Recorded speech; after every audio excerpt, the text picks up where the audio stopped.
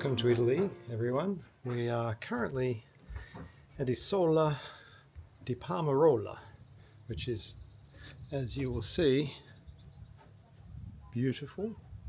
And I haven't been filming much because everything I look at is just so amazing that I keep forgetting to get the camera. It's crazy. But we're here for a few weeks, making our way to Sicily and then back up to Sardinia. We've been to Sardinia already.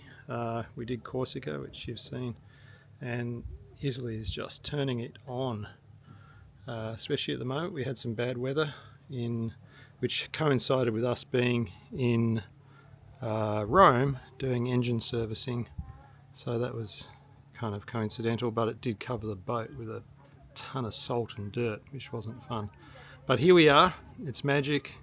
It's a beautiful morning, as you can see, and yeah, hope you enjoy whatever this episode becomes. In this episode, we take Freja from Sardinia across to Rome, then to the beautiful Pontine Islands, Ventotene, Isle of Capri, and on down the Amalfi Coast before finishing in the lovely Palinuro.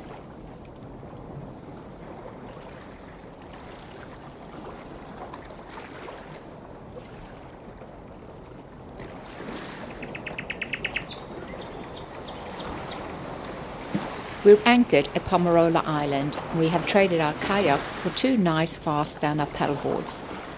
Although not a daily routine, they are a great way to get into the caves and cliffs of the Pontine Islands.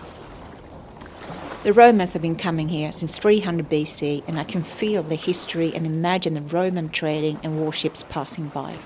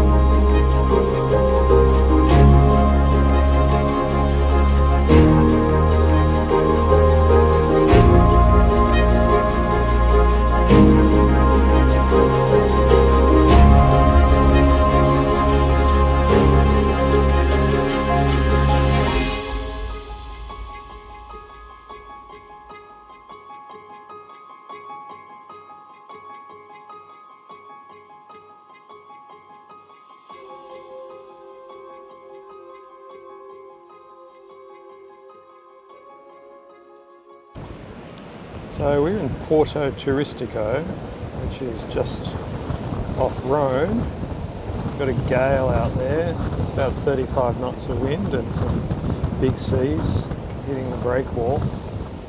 But what's more interesting is the surge that's inside here, which you probably won't see there, but if we go to the back of the boat and have a look over the back, it's quite interesting. Let's have a look. So she goes out,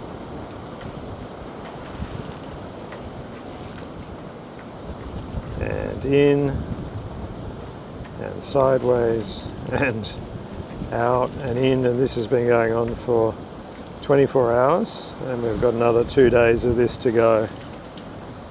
And it's not much we can do about it. We just have to ride this out. It's pretty crazy, but there's some big waves out there. So at least we're not out there. The amount of salt is insane. I don't know if this will come up, but the boat is just caked in salt. We came to do an engine service and, more importantly, check the valve clearances. This involves removing the cylinder head covers and using a feeler gauge to measure and adjust the amount of clearance on the cylinder in and out valves. 0.5 millimetre and 0.8 of a millimetre is correct. So very fine adjustments, but crucially important to the health of the engines. So after 5 days in Roma, sitting out some bad weather, plus doing some more maintenance, servicing the engines, having the valve clearance checked by some technicians, so we're now leaving and heading down the Amalfi Coast. We've endured some 35 knot winds here for several days, so it's lovely to finally have a bit of calm weather. The boat has been covered in salt and dirt, and really hard work for Peter to get the boat clean again. But that's what it's like to have a boat. Looks nice and calm out there today.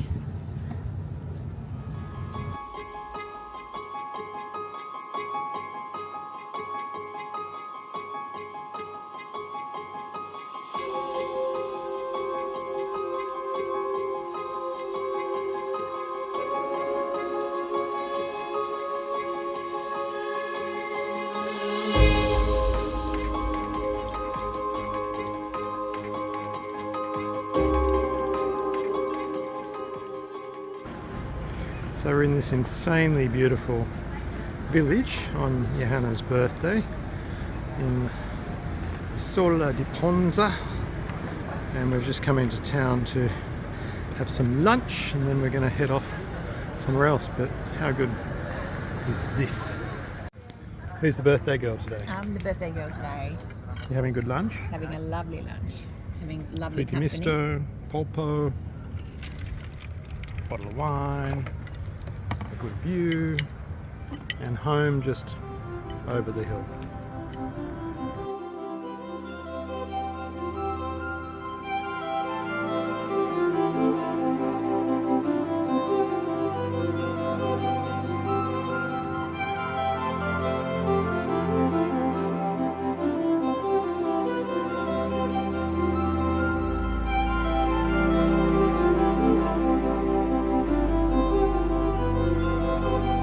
The picturesque island of Ventotene was our next destination.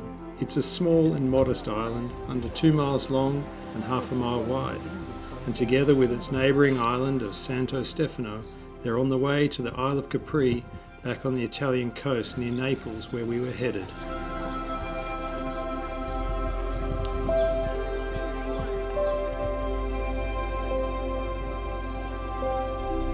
This is where Emperor Augustus built himself a lavish summer palace, Villa Giulia, around 30 BC.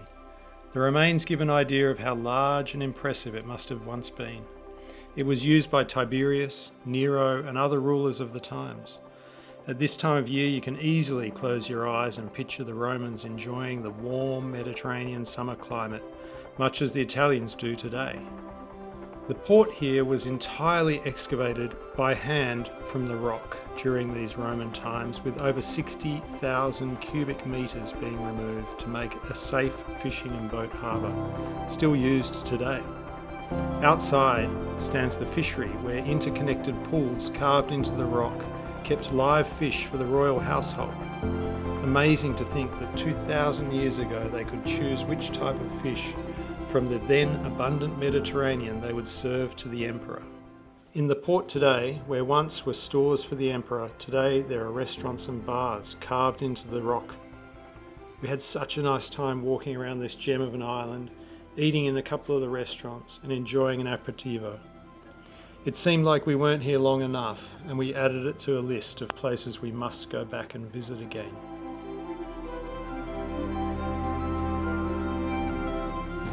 Early start, goodbye Ventotene.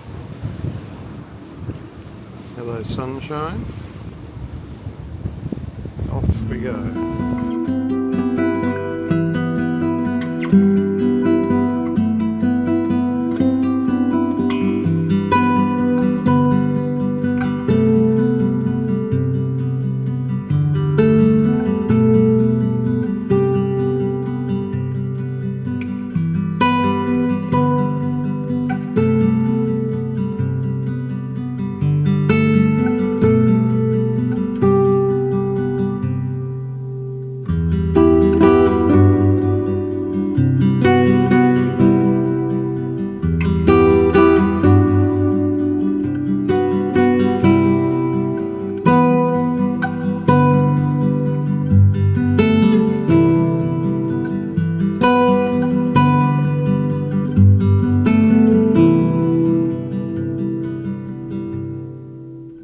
its famous picture postcard islands and sheer cliffs, the Isle of Capri has its highest summit at 600 meters. Here, Augustus also built lavish summer palaces in Roman times, and it is deeply steeped in history. As dramatic as it is luxurious, today it is home to ultra-exclusive hotels and restaurants with prices too dizzying for us to go ashore. We also found that the challenge of private docks, ferry terminals and roped-off areas made us just as happy to admire the scenery from Freja, enjoying a healthy lunch aboard.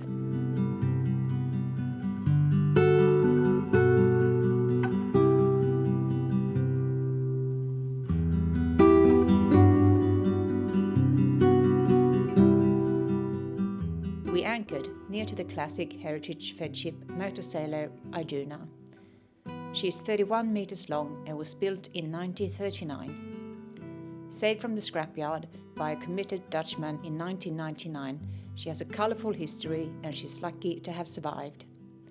Many yachts from this era are truly beautiful with the classic lines and use of fine timber craftsmanship from a bygone era. I'm sure Tony Fleming would likely agree. At this time of the year, the rich are aboard their yachts, and there is no shortage of amazing yachts to look at. This is Faith, owned by Formula One driver Lance Stroll's father. We pushed on to the Amalfi Coast, only a couple of hours on from Capri. We're still trying to get used to these relatively short distances between places to see. This quintessential Italian town of Positano is so very picturesque and much photographed. Perhaps today it is more known for its hordes of day visitors and its expensive luxury boutiques and high-end restaurants. Again, Positano was breathtaking enough for us to take it in from our anchorage near town. We anchored near the beautiful sailing yacht Aquarius, but once again the effort to get to the town dock seemed a bit too much on this day. Perhaps it would be better later in the season. Hey, you couldn't see it coming. You might have thought it, but you couldn't change it. Hey, it's not right or wrong. It's about trying, find the silver lining. Rain and fire, highs and lows, you name it. Cold and warmth, laughs and cries, you have it. The world goes by, and by the time it does, you missed it. You didn't see it. We followed the Amalfi Coast before we decided to turn south and spend the night off in a quaint little village called Agropoli.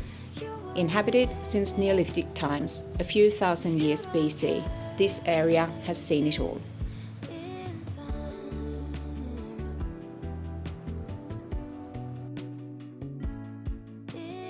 Today, a gorgeous fortified town from the 8th century sits above the bay.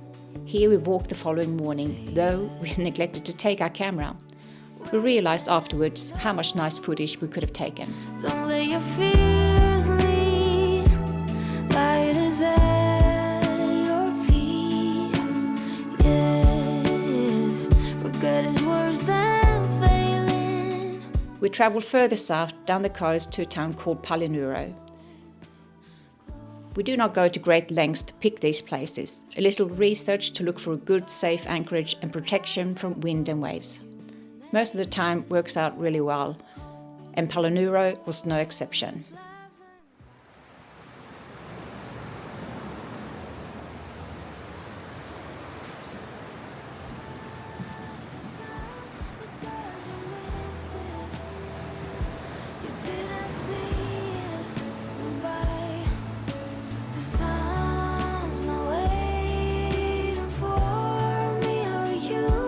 Here we found amazing caves, beaches, and you guessed it, more Italians enjoying the summer holiday.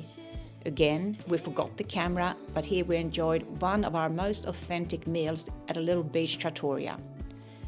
We added to the list of places we must come back to. But now it's time to go further south to the volcanic island of Stromboli and the beauty of Sicily.